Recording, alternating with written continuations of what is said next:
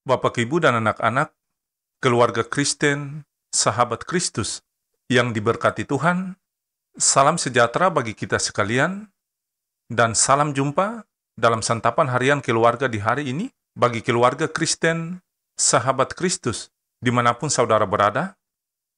Damai sejahtera Kristus dan sukacita Roh Kudus melimpah senantiasa dalam hati dan kehidupan Bapak, Ibu, dan anak-anak, sahabat Kristus yang terkasih. Keluarga Kristen yang dikasihi Tuhan, mari kita berdoa sebelum membaca firman Tuhan.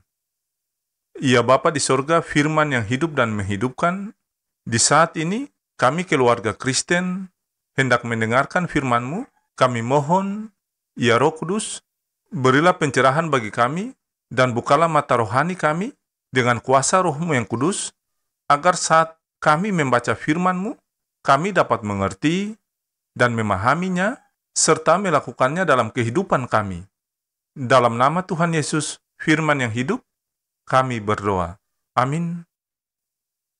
Keluarga Kristen, sahabat Kristus yang diberkati, bacaan firman Tuhan di hari ini terambil dari Lukas pasal 7, ayat 11 sampai ayat yang ke-17. Kemudian Yesus pergi ke suatu kota yang bernama Nain. Murid-muridnya pergi bersama-sama dengan dia, dan juga orang banyak menyertai dia berbondong-bondong.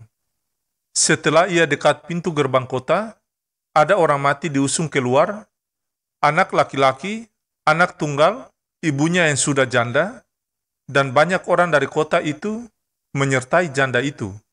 Dan ketika Tuhan melihat janda itu, tergeraklah hatinya oleh belas kasihan, lalu ia berkata kepadanya, "Jangan menangis." Sambil menghampiri usungan itu, ia menyentuhnya, dan sedang para pengusung berhenti, ia berkata, "Hai anak muda, aku berkata kepadamu, bangkitlah." Maka bangunlah orang itu dan duduk, dan mulai berkata-kata, dan Yesus menyerahkannya kepada ibunya. Semua orang itu ketakutan, dan mereka memuliakan Allah sambil berkata, "Seorang nabi besar telah muncul di tengah-tengah kita, dan Allah telah melawat umatnya." Maka tersiarlah kabar tentang Yesus di seluruh Yudea dan di seluruh daerah sekitarnya. Demikianlah sabda firman Tuhan di saat ini. Tetapi hendaklah kamu menjadi pelaku firman dan bukan hanya pendengar saja, sebab jika tidak demikian, kamu menipu diri sendiri. Amin. Keluarga Kristen, sahabat Kristus yang diberkati Tuhan, santapan harian keluarga di hari ini berjudul Duka Cita Menjadi Sukacita. Sahabat Kristus yang dikasihi Tuhan, kematian merupakan realita kehidupan yang akan dialami oleh setiap orang. Menghadapi kenyataan yang tidak dapat dihindari ini menggoreskan luka yang sangat mendalam karena kehilangan orang yang kita kasihi, baik mereka yang memiliki hubungan darah ataupun tidak. Hal ini pun yang dirasakan oleh seorang janda di Naim yang kehilangan anak satu-satunya. Kesedihan menggoncang kehidupannya, ia harus berbesar hati menerima kenyataan ini dan tetap tegar melanjutkan hidup seorang diri. Keluarga Kristen yang dikasihi dan diberkati Tuhan, bacaan kita saat ini memperlihatkan bahwa kehadiran Yesus pada saat itu benar-benar memberikan harapan baru dan bukti dari cinta kasih Tuhan lewat setiap lawatannya. Bahkan memberikan sukacita penuh bukan hanya bagi ibu janda, tetapi juga bagi setiap orang yang ada di tempat itu. Kehadiran Yesus mengubah duka cita menjadi sukacita. Keluarga Kristen, sahabat Kristus yang dikasihi Tuhan, kisah di atas mengajarkan kita sebagai orang percaya tentang kasih dan lawatan Tuhan yang diberikan selalu tepat pada waktunya. Ia peduli dan penuh dengan belas kasihan.